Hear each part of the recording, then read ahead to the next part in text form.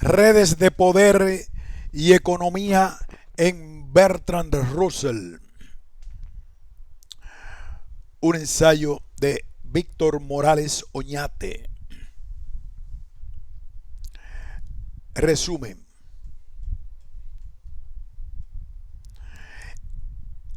El concepto de poder es central en el pensamiento social de Bertrand Russell y puede ser tomado como el marco de referencia para entender su pensamiento fuera de las fronteras de la filosofía analítica o de los fundamentos de la matemática. Este artículo de reflexión analiza a Russell desde las ciencias del espíritu, donde inevitablemente su concepto de poder juega un papel cardinal. El análisis se centra en el rol que desempeña la economía en su pensamiento social. Para esto se recorre la tipología en la que Russell enmarca a la economía como parte de un sistema de poder. Se revisa las precisiones de Russell que establece de la economía como una forma que adopta el poder, tales como el poder sacerdotal, manifiesto o revolucionario, entre otros. Se muestra que la economía no es una función de una forma de poder específico, ni tampoco la forma general del poder, sino una esfera correlacionada y en constante tensión. Las formas de poder revisadas. Este proceso permite establecer una relación economía-poder siguiendo una sistematización consecuente en términos de redes y que se articula en su marco general de sistema de poder. Introducción. Bertrand Russell inicia su vida académica en el Trinity College de Cambridge a través del estudio de la matemática. Se adentra en uno de los confines menos cuestionados de la materia, sus fundamentos. Fruto de su trabajo en este campo de estudio publica, junto con Alfred North Whitehead, sus principios de matemática en 1903. Su casa de estudio es el lugar donde conoce al filósofo George Edward Moore y a Ludwig Wittgenstein. Juntos son considerados los fundadores de la filosofía analítica y hacen varios aportes en esta área de la filosofía. Desde otro ángulo, las obras que logran una mayor difusión e impacto entre sus lectores, primordialmente anglosajones del siglo XIX, estaban más relacionadas a temas como ética, política y poder. Si bien no escribió ninguna obra con la palabra economía en su título, varias de sus obras más conocidas están permeadas de cuestiones económicas.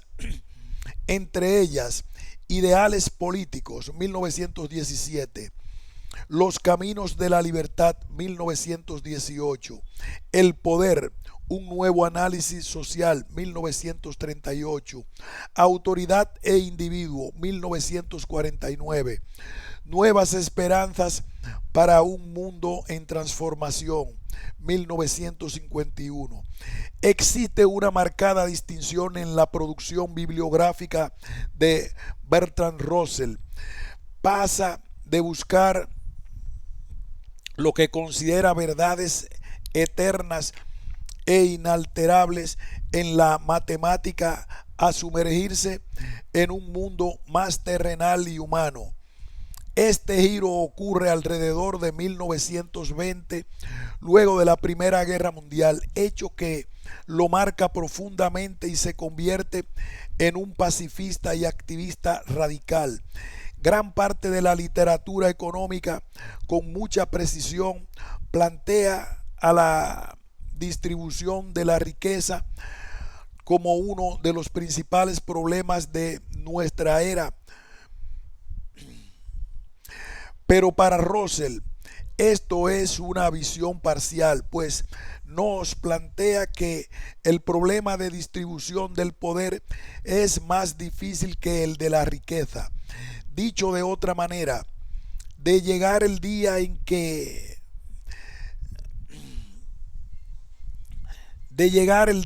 se solucione el problema de la redistribución de la riqueza sin redistribución de poder, sería una solución efímera. En la misma línea, sus opositores han expuesto que el concepto de poder eclipsa todos sus escritos políticos y económicos. Dentro de la literatura reciente, King ofrece un análisis importante del pensamiento económico de Bertrand Russell desde 1889 hasta 1918. Lo expone como quizá el último gran filósofo que tomó su interés activo en la economía. Russell se refiere a la competencia como uno de los males del mundo, similares a la crueldad, envidia y dominación, que a su vez conlleva al uso de la fuerza excesiva. Si bien el trabajo de King se alinea directamente con una parte de la temática de este artículo, hay marcadas diferencias. Su análisis se centra en lo estrictamente económico y su estudio llega hasta 1918, pero no es sino hasta 1938 donde Russell publica El poder, un nuevo análisis social, de modo que una diferencia en este trabajo es la articulación de su pensamiento económico en la dinámica de poder que propone en esa obra. En primer lugar, se estructura el sistema de poder que propone Russell como una red para luego visualizar, describir y evaluar el lugar de la economía en una red conexa y relacionada al sistema global. Russell comenta algunas de las doctrinas económicas que más aborda en las obras analizadas: socialismo, anarquismo y sindicalismo gremial. El socialismo tiene por fundamento la propiedad comunal de la tierra y capital. Si la propiedad pertenece a un Estado democrático o es de libre propiedad comunal, se crean diferentes formas de socialismo. Sin embargo, todas teniendo en común a la democracia y la abolición, virtual o completa, del presente sistema capitalista. Socialismo, anarquismo y sindicalismo son democráticos en el sentido de que apuntan a la abolición de todo tipo de privilegios y todo tipo de inequidad artificial. Se diferencian en el tipo de democracia. Se diferencian en el tipo de democracia preferida. Si se aboliese el capitalismo, un socialista estaría de acuerdo con un sistema parlamentario, pero un anarquista o sindicalista preferiría un sistema distinto para regular los asuntos de la comunidad, uno donde el ciudadano tenga más potestad en la toma de decisiones. Las tres doctrinas sostienen que la explotación laboral se debe al capital y al sistema salarial, y que la propiedad comunal de la tierra otorgará libertad al proletariado. Este trabajo sostiene que el poder en Bertrand Russell puede ser visto como una red en la cual la economía juega un papel significativo, pero no exclusivo. Se examina el poder y el sistema que propone Russell, paso necesario ya que ver a la economía aislada de su sistema, muy probablemente nos haría incurrir en las mismas carencias que la doctrina neoliberal predominante padece. En consecuencia, se establece, contrasta y amplía la definición de poder de Russell que Russell propone. Luego nos enfrentamos a la sistematización, usando una correspondencia a redes del sistema de poder que propone de forma dispersa en su poder. Finalmente, se presenta la relación entre economía y poder como una subred, donde todos los elementos precedentes le dan robustez a las relaciones entre las fuentes de poder ahí presentadas. Metodología. Este artículo de reflexión se basa en la documentación y extracción de los componentes sustanciales en las obras de Bertrand Russell para llegar a definir el poder dentro de su pensamiento, así como su articulación con elementos económicos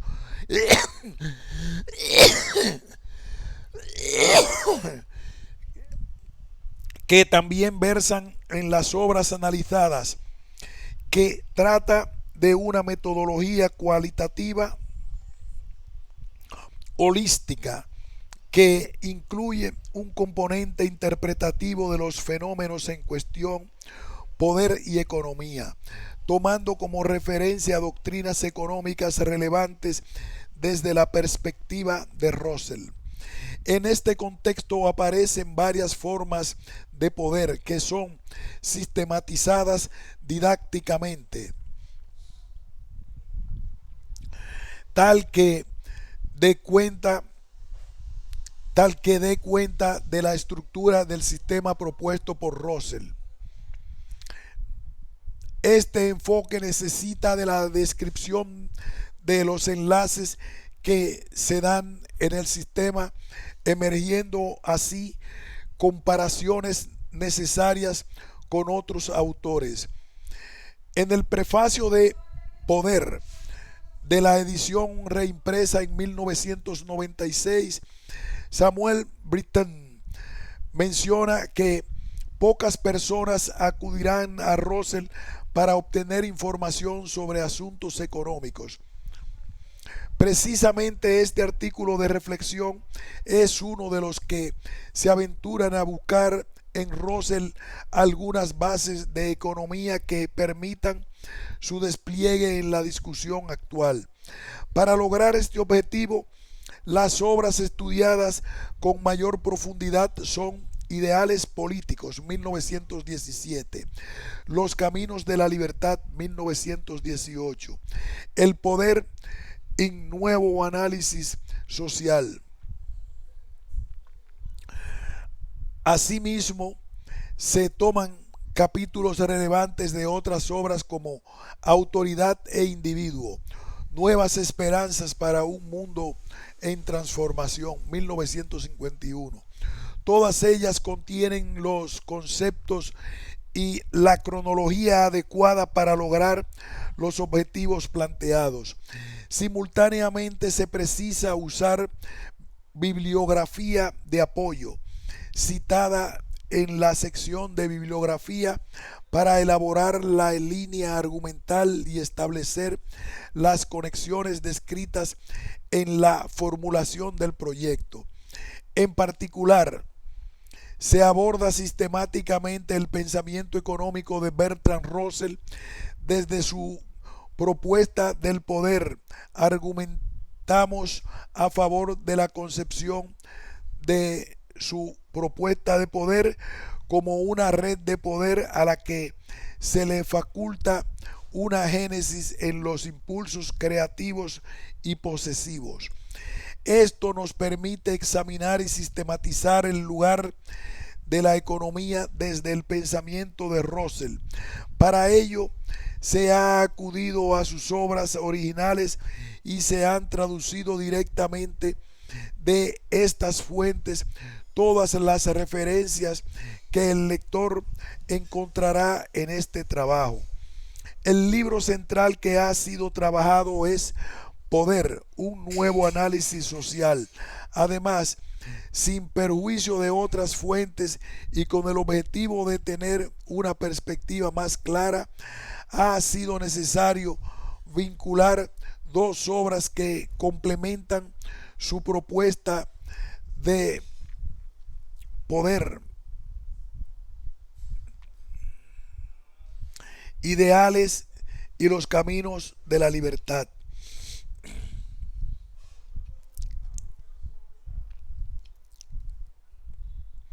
Resultados y discusión. La motivación del poder. Para tratar de comprender el concepto de poder que desarrolla Russell, es importante revisar una de sus primeras obras de contenido político, donde se puede apreciar algunos elementos subyacentes que nos competen en este trabajo. En particular, revisamos la clasificación de bienes e impulsos que el autor propone en Ideales Políticos 1917 y que se muestran en una tabla presente. Estos conceptos sirven de preámbulo y conexión necesaria para la obra que se revisa más adelante. Poder, un nuevo análisis social, 1938.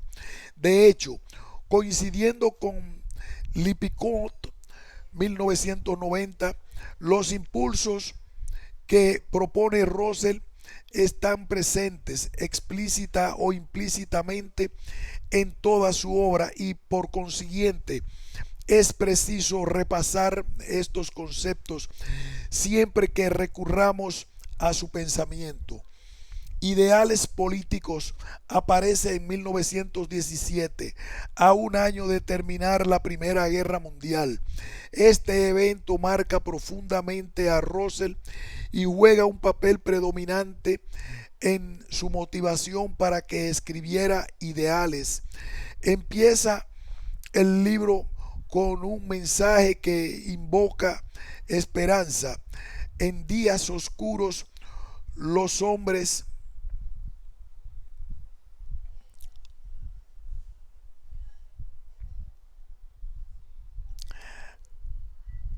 a la competencia, envidia